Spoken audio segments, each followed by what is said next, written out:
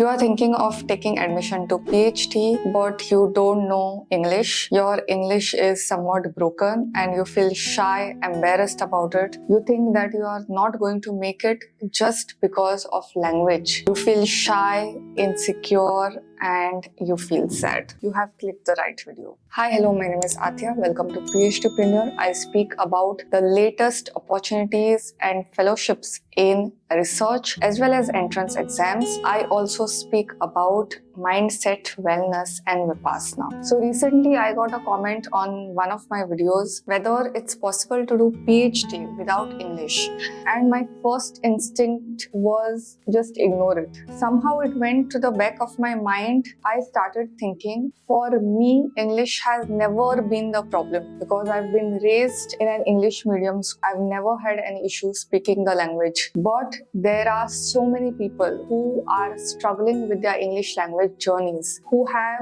high hopes and aspirations from themselves, but perhaps the only thing that is stopping them from achieving their goals is their limiting beliefs, the thinking that they require English to succeed. In today's video, I am going to speak about certain things that you need to know about PhD, also certain things that you need to know to improve your English. If you are anywhere in this surrounding on this topic, then welcome, you are on the right page. The first thing that I want you to know, I am a fifth year research scholar full-time from BITS Pilani, and I have to tell you that you need not be fluent in English. As long as you can understand it, communicate it, you know bits and pieces, you will be fine. You don't have to do a PhD in English, or you don't have to be a top scholar in that area. In fact, I would say so far my realization is that PhD is a degree in collaboration rather than the language or the specific field that you are studying, because most of the times you will be alone. It's not that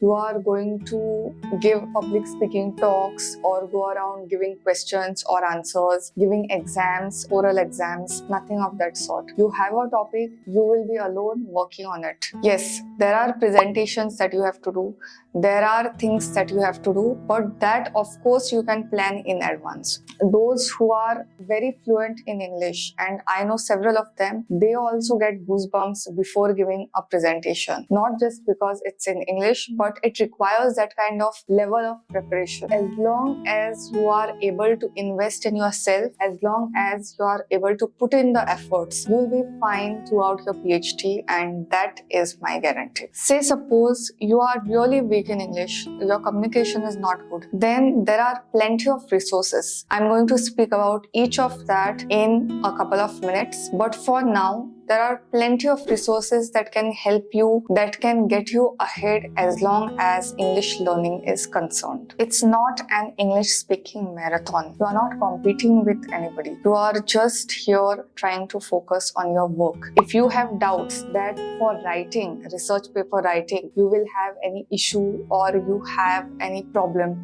your grammar is not proper, the punctuations are improper, then in such case, you can actually delegate the work to somebody else. There are people, there are research scholars who love to take others' work, who like to help others with their work. So that is not a problem. There are online tools such as Grammarly. If you are doing PhD somewhere in the institute, sometimes they give access to paid tools such as Grammarly, Quillbot, and these tools help you in grammar correction and punctuation. There is no lack of resources. This is a limiting belief that if your English is not proper, then you cannot do PhDs. It is not true at all. It is completely false and baseless. Let's move on to the actions part. By the time you reach this video, I hope I have made you confident enough to think of PhD as a career if that is something that you always wanted to pursue. But what if your English is weak?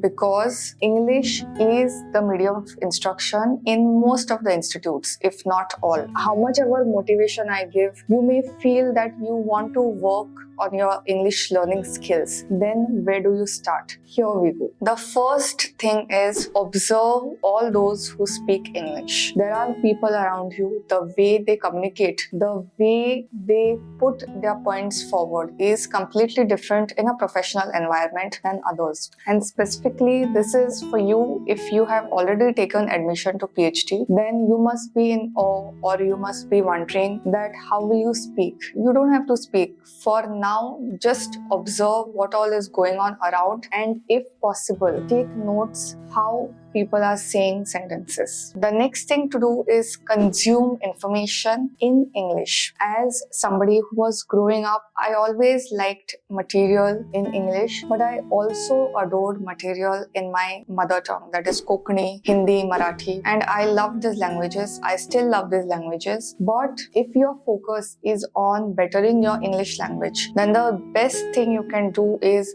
read the newspaper. Read it loud, read it in front of mirror. You don't have to read the entire 10 pages. Just read one page, and if you are pressed for time, just go through the headlines, because once you start exposing yourself to language, to information in English, there is no way that you are going to lag behind. You can also listen to podcasts.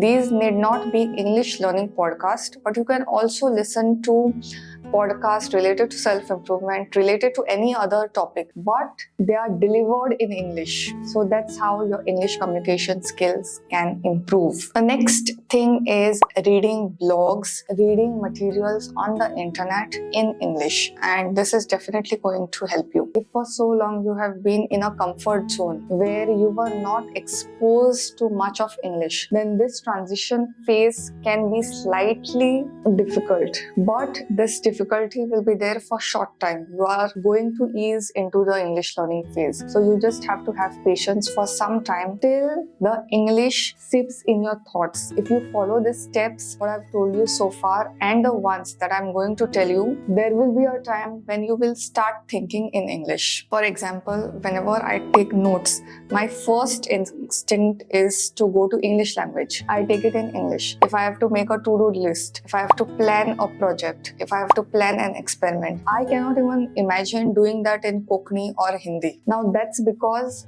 my mind and my brain has got programmed to think in English. I want you to put all your efforts so that you reach a level where you are able to think in English, and that is where your true English learning journey will happen. Third way to do is use English while commuting. If you are using any auto, if you are using Ola, Uber, if it's there in your city, or if you are using any kind of local transport, instead of commuting in local language, you can use English, because most of the times even these people have started communicating in English. Drivers, cylinders, etc. I remember when I was in Bangalore, I wanted to learn Kannada. Kannada is completely different from all the languages that I know. So the first thing is I got a book, but it didn't help much. What helped more was speaking to bus drivers, speaking to ticket checkers, those who collect money in bus, those who collect money in railway, like speaking to them in Kannada. I started asking them questions in Kannada. Initially, they felt like laughing, but they really admired my effort and they started answering in Kannada, knowing that this girl doesn't know anything. If you go by people's reaction on your goals, then forever till the end of your life, you will be deciding all your decisions based on what other people think of you. It's time to take control and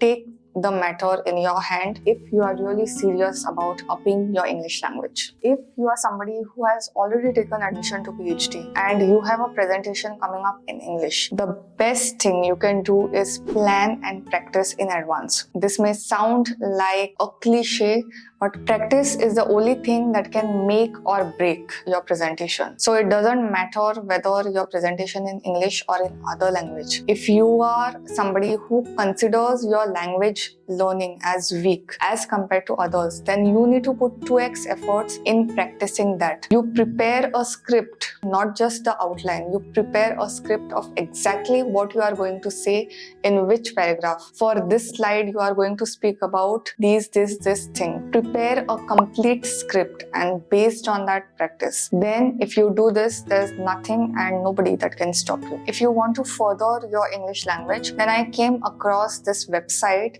So it has all the lessons from start to finish. So whether you are a beginner, you are an intermediate, or you want to really up your grammar skills, this page has so many lessons that you are going to thoroughly enjoy. Everything that you wanted to learn about this language will come true. Apart from this, there are apps like Duolingo. They give English test also, and they teach you English also. There are other tools also available, but if you are in a learning phase, then I think Duolingo is fine. I'm not associated or affiliated with them in any way, just for the disclaimer. If you are really serious on improving your English skills, then what you can do is go to Google and sign up for English classes near your city. In every city nowadays, one or the other English center is open only. You don't have to pay that much to it. You will require some amount, and if you are serious about your English learning skills, then I think it is worth it, because English is something that will give you edge in everything that you do.